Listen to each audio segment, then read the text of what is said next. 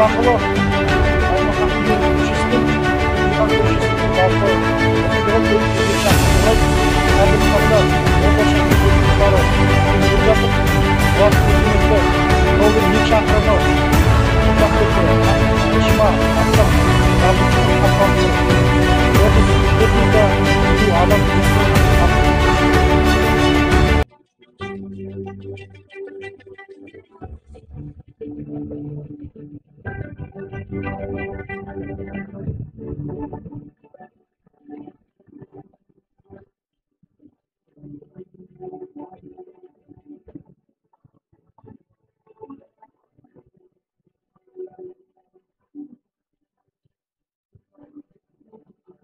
өте жақсы салынып отыр. Өткен бұрын 2 полоса болса, қазір 4 полоса кеңейген.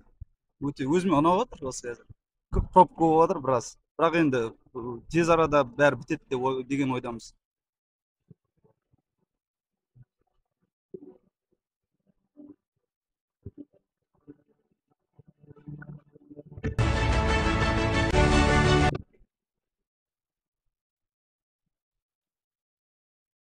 шүкір алла мекемесі жол салып, енді құбыр жағын не қылсақ, құбыр жағы да Қызылорда портын кетіріп береді. Жақсы болып жатыр. Әйтеуір Құдайға шүкір генератор мекемесіне оларға да рахмет.